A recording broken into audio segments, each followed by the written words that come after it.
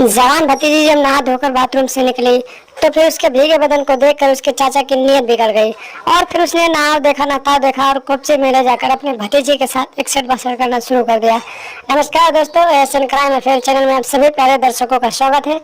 दोस्तों, ASN crime affair channel को आप सभी लोग सब्सक्राइब कीजिए, वीडियो को लाइक कीजिए और वीडियो को ढेर सारा शेयर भी कीजिए। दोस्तों चढ़ती जवानी और बेलगाम हवस की ये कहानी मेरठ से सामने आई है, जहां पर एक अजय नाम का चाचा रहता था और उसकी बेहद जवान भतीजी थी। दोस्तों, उसकी भतीजी जो थी कक्षा 10 में पढ़ाई करती थी, रोज सुबह 9 बजे पढ़ने जाती थी और उसके पिता जो थे किसान का काम करते थे, रोज सुबह जल्दी खेत में चले जाते थे। एक दिन की बात है दोस्तों, भतीजी जो उसकी थी दीपा, वो पढ़ने नहीं गई थी और उसका जो चाचा था वो भी घर पे ही था और उसके माता पिता खेत में काम करने के लिए सुबह ही चले गए थे।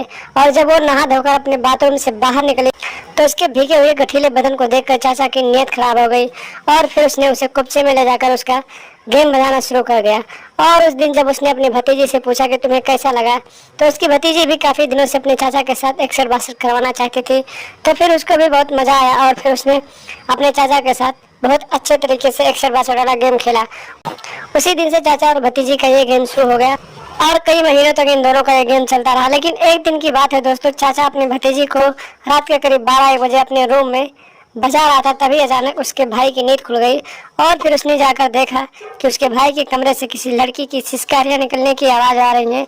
और फिर उसने जब खिड़की के रास्ते से देखा तो उसने देखा कि उसका भाई उसकी ही बेटी को घोड़ी के स्टाइल में बजा रहा है। जब बाप ने अपनी बेटी को अपने भाई के बाहों में देखा तो आग बबूला हो गया और फिर वो जाकर अपने भाई से लड़ाई झगड़ा करने लगा और अपनी बेटी को मारने लगा।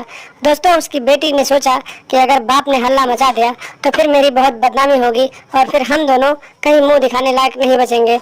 और फिर इसी प्लानिंग के साथ साथ भतीजी ने अपने चाचा के साथ मिलकर अपने पिता का गला दबा दिया और मौके पर ही उसकी मौत हो गई और फिर ले जाकर घर के पीछे एक खेत में फेंक दिया। जब सुबह हुई दोस्तों तो घर वालों ने रोना धोना शुरू कर दिया, यानी कि उसकी बेटी ने रोना धोना शुरू कर दिया और फिर गांव वाले वहाँ इकट्ठे हो गए। तो पूछा कि क्या हुआ, तो उसने बताया कि रात से ही मेरे पिताजी गायब हैं।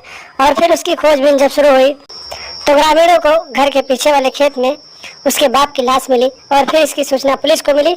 मौके पर पहुंची पुलिस ने लाश को कब्जे में लेकर पोस्टमार्टम के लिए भेजा और फिर आगे की कार्रवाई करने लगी। दोस्तों, पहले गांव वालों से पुलिस ने पूछताछ की तो गांव वालों ने बताया कि हमें इसके बारे में कोई पता नहीं है कि इसकी हत्या किसने की है, लेकिन गाँव के ही किसी बुजुर्ग ने बताया। दोस्तों, आपको बताएं कि पहले से ही चाचा और भतीजी का जो अफेयर था पूरे गाँव में फैल चुका था, तो उसी गाँव में से किसी ने बताया कि चाचा और भतीजी का अफेयर चल रहा था और इन्हीं दोनों का हाथ इस हत्याकांड में हो सकता है। जब इतनी जानकारी पुलिस वालों को मिली तो पुलिस वालों ने भतीजी और चाचा को खोजना शुरू किया। लेकिन दोस्तों, आपको बताएं कि जब पुलिस वाले उस लाश की खोज कर रहे थे तभी अचानक चाचा और भतीजी घर से फरार हो गए थे। जब पुलिस वालों को यह सूचना मिली तो पुलिस वालों को चाचा और भतीजी के ऊपर एकदम शक हो गया और फिर उसको खोजना शुरू कर दिया। दोस्तों, लगभग 2 दिनों के बाद पुलिस वालों ने चाचा और भतीजी को हिरासत में लिया और फिर पूछताछ करने लगी। पहले तो उन दोनों ने कुछ भी बताने से मना किया, लेकिन जब उन दोनों को टॉर्चर किया गया, मारा पीटा गया, तो उन्होंने अपना जुर्म कबूल कर लिया और बताया। भतीजी ने बताया कि मैं अपने चाचा से काफ़ी दिनों से प्यार करती हूँ और हम दोनों एक दूसरे के साथ रहना चाहते हैं, लेकिन हमारे प्यार के बीच में हमारे पिताजी आ रहे थे तो हमने उन्हें जान से मार डाला। दोस्तों, इस तरह से बेटी ने अपना जुर्म कबूल किया और फिर दोनों को पुलिस हिरासत में लेकर हाथों में हथकड़ी डालकर आगे की कार्रवाई के लिए दोनों को जेल में डाल देती है। तो दोस्तों, देखा आपने, एक पिता ने जब अपनी बेटी को अपने ही भाई के बाहों में देखा और उसने विरोध किया तो फिर उसकी बेटी ने अपने पिता को जान से मार डाला। तो दोस्तों, सावधान है, सतर्क रहे और ऐसी लड़कियों से सावधान है जो ऐसी मानसिकता रखती हैं।